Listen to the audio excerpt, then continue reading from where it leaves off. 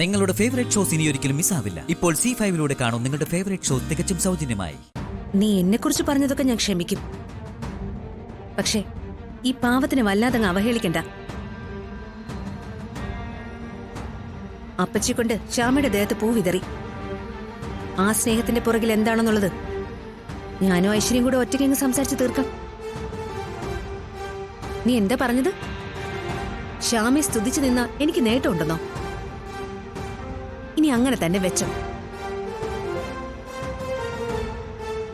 നിന്നെപ്പോലുള്ളൊരു ദുഷ്ട മനസ്സിന്റെ കൂടെ കൂട്ടുകൂടുന്നതിനേക്കാൾ എത്രയോ നല്ലതാ ശ്യാമയോട് സ്നേഹം കൂടുന്നത്. അവളുടെ കുറച്ച് നന്മയെങ്കിലും കിട്ടും. പിന്നെ അമ്പലത്തെ കൊട്ടിപ്പാടുന്നു നീ പറഞ്ഞില്ലേ? അത് ശ്യാമയുടെ അച്ഛനെ കളിയാക്കാനല്ലേ? ഐശ്വര്യേ, പാട്ട് പാടാൻ ദൈവാനുഗ്രഹം വേണം. ഒരു കൃഷ്ണ തുളസിയുടെ പാട്ട് കേട്ട് ഞാനും നീയൊക്കെ പരിസരം മറന്ന് നിന്നില്ലേ? അതാ പാട്ടിന്റെ ശക്തി. നിനക്കതൊന്നും പറഞ്ഞാൽ മനസ്സിലാവില്ല.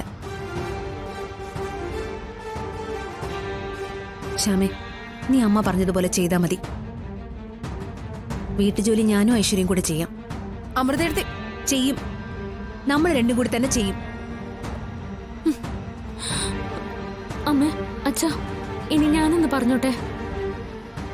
ഇവിടെ എല്ലാവർക്കും അറിയാം, ഞാൻ ഈ പദവിയൊന്നും മോഹിച്ചിട്ടേ ഉണ്ടായിരുന്നില്ല. പിന്നെ അന്ന് ഓഫീസിൽ വെച്ച് എന്റെ ഏട്ടനെ ഐശ്വര്യടുത്ത് അപമാനിച്ചപ്പോഴാ ജയിക്കണമെന്നൊരാഗ്രഹം പോലും എനിക്ക് വന്നത്. ഞാൻ ജയിച്ചു. ഇനി ഈ പദവി ആർക്ക് വേണമെങ്കിലും കൈമാറാൻ ഞാൻ തയ്യാറാണ്. പദവി എന്ന് പറയുന്നത് അംഗീകാരം പോലെ തന്നെ ഒരു ഭാരം കൂടിയാ. ഐശ്വര്യടുത്ത് പറഞ്ഞത് നേരാ. ഞങ്ങൾ 3 മരുമക്കളും വീട്ടുജോലികൾ ഒരുപോലെ തന്നെ ചെയ്യണം. ഐശ്വര്യടുത്ത് വീട്ടുജോലി ഞാനും ചെയ്തോളാം. ഓ,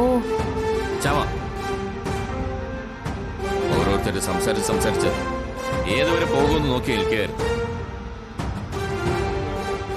ഐശ്വര്യയോട് പലവട്ടം ശക്തമായി താക്കീത് നൽകിയിരുന്നു, മര്യാദ വിട്ട് സംസാരിക്കരുതെന്ന്.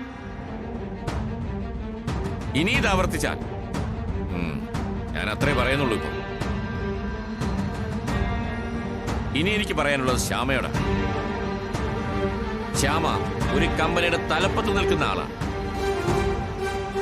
ഏറ്റെടുത്ത പദവി അങ്ങനെ ചുമ്മാ ഇട്ടെറിഞ്ഞ് പോകാൻ പറ്റത്തില്ല.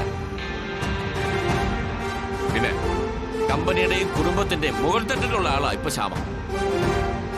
പക്ഷെ ആ രീതിയിലല്ല ശ്യാമ ഇപ്പൊ ഇവിടെ സംസാരിച്ചത്. എല്ലാം കണ്ട് പേടിച്ചു വരേണ്ട ഒരാളായിട്ടാ ശ്യാമ നിന്നത്. തെറ്റായ പോയിന്റ് ഒരാൾ പറയുമ്പോ എന്തിനാ അംഗീകരിക്കുന്നത്? ശരിയല്ലാത്തതിനെ ശക്തമായി അടിച്ചിരുത്തണം. ചുറ്റും ആരൊക്കെ ഉണ്ടെന്ന് നോക്കേണ്ട കാര്യമൊന്നുമില്ല. അഭിപ്രായം ശക്തമായി പറയുന്നവരെ എവിടെയും വിജയിച്ചിട്ടുള്ളൂ, അത് മറക്കണ്ട. ശരി അച്ഛാ. ഐശ്വര്യടുത്തി,